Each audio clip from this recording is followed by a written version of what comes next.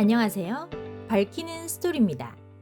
오늘은 우리가 즐겨 마시는 우유에 대한 이야기를 해보려고 합니다. 우리가 마시는 우유는 소나 양에게서 추출한 것이 대부분이죠. 여기서 궁금증 하나. 왜 돼지젖으로 만든 우유는 먹지 않는 것일까요? 지금 시작합니다. 우유와 관련된 추억 한 가지쯤 없는 사람이 있을까요? 누군가는 어린 시절 목욕탕이 열기를 식혀주던 시원한 우유 한 모금을 떠올릴 것이고, 나이가 많은 사람이라면 검지 끝으로 톡 하고 쳐서 종이마개를 뜯어내던 병우유를 기억창고에서 끄집어낼 것입니다.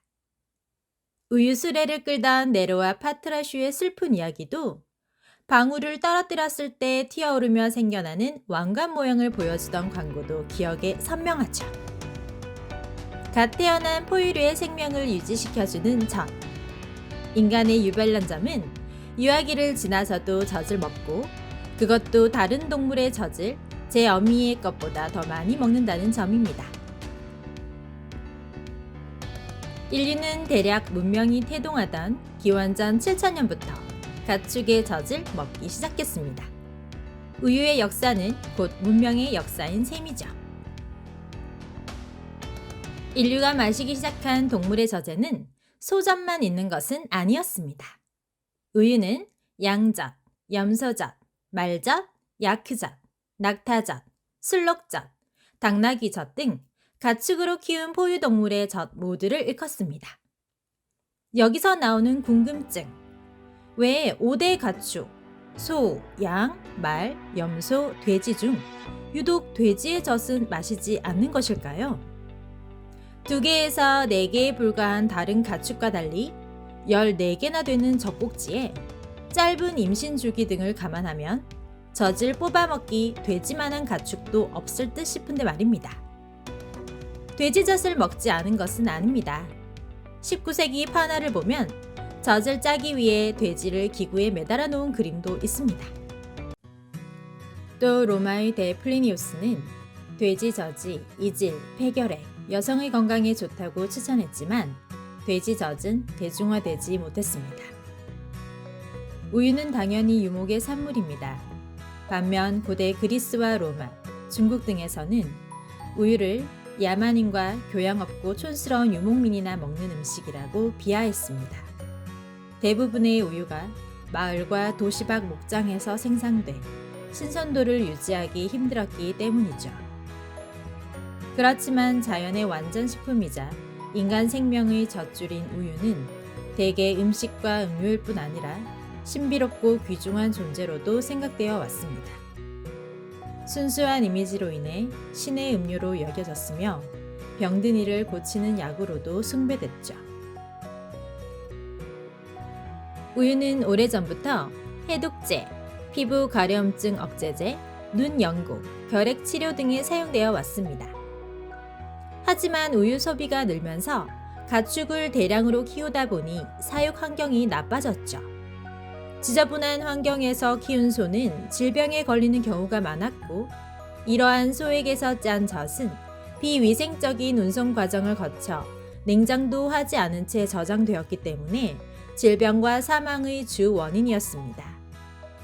19세기 유럽에서는 양조장 지게미를 먹여 키운 소의 쓰레기 우유, 밀가루와 분필 등을 섞은 가짜 우유, 표백 우유 등으로 인해 하얀 독약이라는 딱지가 붙기도 했습니다. 산업혁명 이후 서구에서는 모유를 수유하는 인구가 크게 줄었습니다. 젖먹이를 둔 엄마들까지 돈을 벌기 위해 산업 현장으로 나가야 했고, 그렇지 않더라도 노동계급의 여성은 음식을 제대로 섭취하지를 못해 모유가 잘 나오지 않았기 때문입니다. 젖먹이 엄마들을 일터로 내몰기 위해 모유 대신 불량 우유를 먹게 함으로써 수많은 아기들이 죽어갔습니다. 노동계급의 엄마들을 위해 연유가 등장했지만 곧 연유를 먹고 자란 영유아들에게 심각한 건강 문제가 있음이 밝혀졌습니다. 질 좋은 우유는 막 태동한 근대 국민국가의 과제였습니다. 또 당시 잦은 전쟁도 위생적인 우유의 수요를 촉발시킨 요인이었습니다. 이후 살균 처리 등 기술의 발전으로 우유는 더럽고 해로운 하얀 독약이라는 오명을 벗고 가장 손쉽게 영양을 얻을 수 있는 완전식품으로 탈바꿈합니다. 그렇다면 돼지젖은 왜 인류에게 환영받지 못하는 것일까요? 그 이유는 많은 문명권에서 잡식동물인 돼지가 불결하다고 생각했기 때문입니다. 또한 다른 가축이 2에서 5분가량 젖을 배출하는 데 비해 돼지는 길어야 30초에 불과한 젖 배출 시간이 있었고요. 과거엔 기술적인 문제로 돼지의 많은 젖꼭지가 젖을 짜는 데 오히려 불리하게 작용한 점도 들 수 있겠습니다. 2007년 동물권리운동가 헤더 밀스는 쥐, 개, 고양이의 젖을 대중화하면 소 사육으로 방출되는 온실가스를 줄일 수 있는데 왜 이를 먹지 않는지 의문을 제기했다고 합니다. 오늘날 우유는 전 세계인의 건강음료로 날로 수요가 늘고 있지만 여기에는 또 다른 궁금증들이 생깁니다.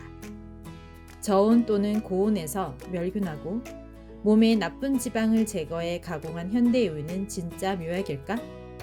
이제 우유 문제는 다 해결된 것일까?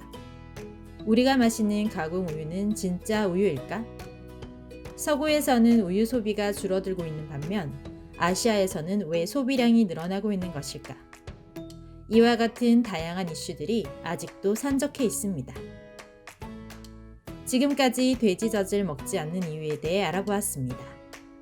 단지 잡식성 동물이라 불결하다는 이유로 돼지젖은 먹지 않는다니 의외로 단순한 사람들의 미신 같은 이유가 조금은 황당했습니다. 다음 시간에 더 흥미로운 이야기를 가지고 돌아오겠습니다. 감사합니다.